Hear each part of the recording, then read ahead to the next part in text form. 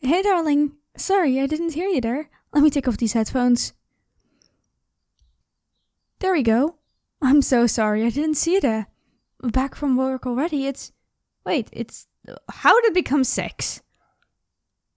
No, I kinda didn't cook yet. I'm sorry, please don't be annoyed. You bought takeout? Oh my heavens, you're a lifesaver. Yeah, I know, today's my writing day. I'm sorry, you know how it gets. You're so sweet. I missed you. How was work? Oh, really? That sounds like you had a good day, at least. That's a nice change of pace, don't you think? Work recently seems to have been exhausting for you. My day? Oh, my day was splendid. I got a lot of work done on this novel of mine. I know. It was so fun to write today. I had so much inspiration. I have so many ideas. So I've done a bit of behind-the-scenes world building, actually, where I've incorporated the concept of ghosts into the story. I thought it would be a cool twist to make one of the characters actually possessed by a ghost, rather than be the actual characters themselves, which gives it a second layer of depth, which this character was really missing. Really missing. Yeah, you know the character Brian, I've talked about them before, right? Yeah, so I changed their name from Brian now to Xene, because, Brian sounds weird and Xene sounds interesting, plus it sounds a bit more fantastical, and Brian is still technically the character's name, and it is still a name that most people use, but, I changed it that he prefers to be called Xene, because actually Xene is the ghost possessing him, and Brian has long been dead. His ghost has, left his body already, so they kind of swap places. Yeah, so sometimes Xene messes up because Xene is technically not from this time. He isn't that old. I'm not gonna make him ancient. But, currently it's 2023. So, maybe 50 years ago or something. I'll actually have to research how life was 50 years ago for this. Crap. Let me quickly do that. What time, how was life 50 years ago?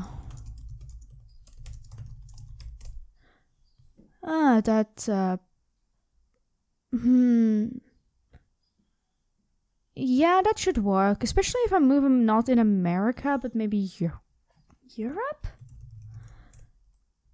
Oh, that looks fun. I'm just looking at some pictures. Check this out. Yeah, I know, right?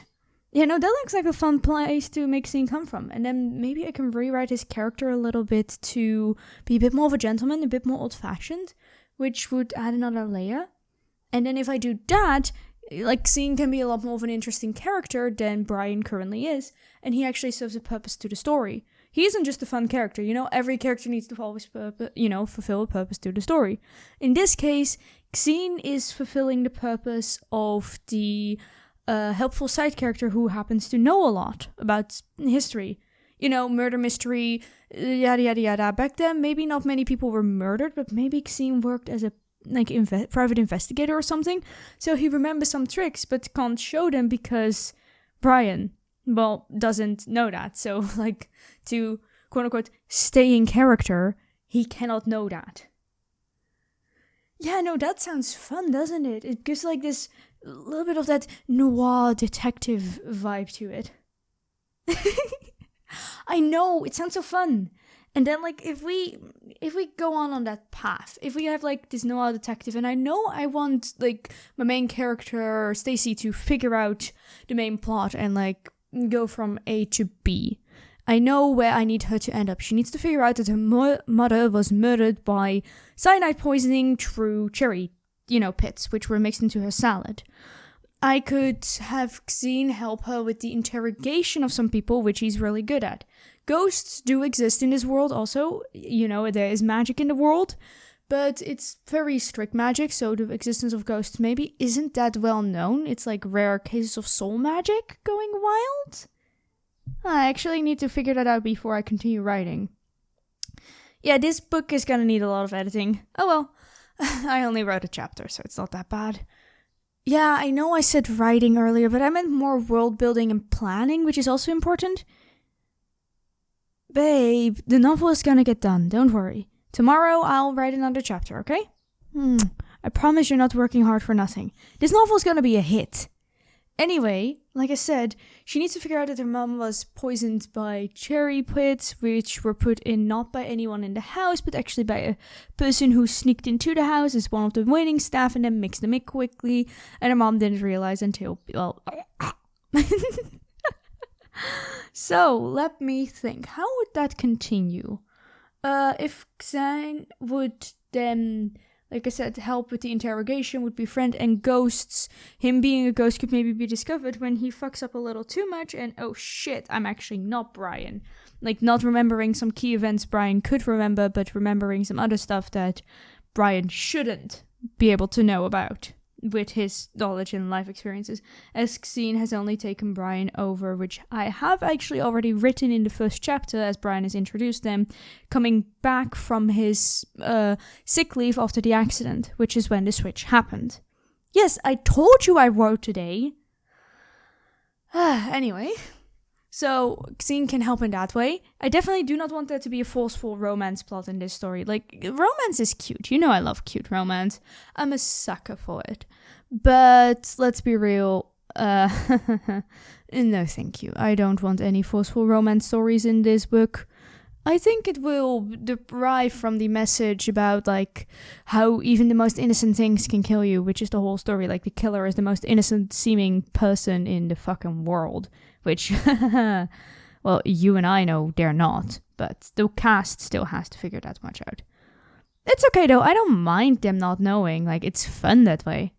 It's just so cool looking over my story and being this omnipotent being who knows everything that's gonna happen. Or at least the big parts. And then my characters sometimes surprise me. Oh yeah, I use that term a lot, don't I? But I've never explained it to you, do I? Well, when I say my characters surprise me, I don't mean it like, oh, they surprise me, they catch me off guard. It's more of I write them in a direction that feels more natural, but doesn't always 100% fit the plot. Like, I figured out that Stacy and Margot are actually gonna be friends rather than enemies when I wrote them together in this other scene, which is gonna happen there in the timeline. And I already have that scene written because I had a lot of inspiration for it. And I figured out that, hey, they actually match really well, so I rewrote it that they are friends, or at least that they're gonna be frenemies. Enemies to friends in this case, not friends to enemies. Yeah. So, yeah, it's just a whole lot of multiple things together happening at once, which I really like because, you know, suddenly I get this spark of inspiration and I just go with it and see where it goes. Yeah, I know. I don't know if this book will ever be a major hit, and... thank you. I do appreciate you saying that it will. It would be fun if it was. Trust me, it really would. Imagine being able to live with my books, like being actually able to support you better than just 2 side hustles on the evenings in the weekend. That would be really good. And then of course my online writing job is doing pretty well, if I may say so myself. But that's besides the point. This book is just, it's a passion project. I've wanted to write a murder mystery for so long. And now this fantastical realism world, modern fantasy as it's sometimes called, with creatures walking around, but not too many. I'm not gonna put all races and no elves. No. Look, babe. No offense. But elves? No. No. I'm not gonna put in elves in my world. I know you like them, babe, but elves are just pointy-eared humans who live longer. There's nothing special about them. They're more elegant, they're more in touch with magic, but humans are already in touch with magic because otherwise they would, not stand a chance against the vampires.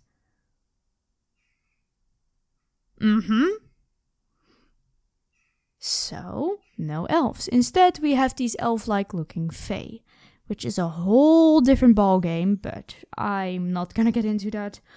I just, like I said, no elves, no romantic subplot. It's a book that I would want to read.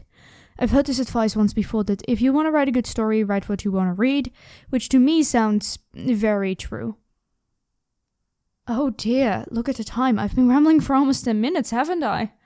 Oh, I'm so sorry, babe. I know you like listening to me ramble, and I know you don't mind my passion, but I'm sorry. Come here. You said you had takeout, right? Why don't we go eat, watch a movie, and maybe cuddle on the couch? I can't make any promises that I won't analyze and digest the movie. Hey, fine. I won't. I love you, babe. Thank you for always being there for me, and thank you for always genuinely supporting me. You're the best.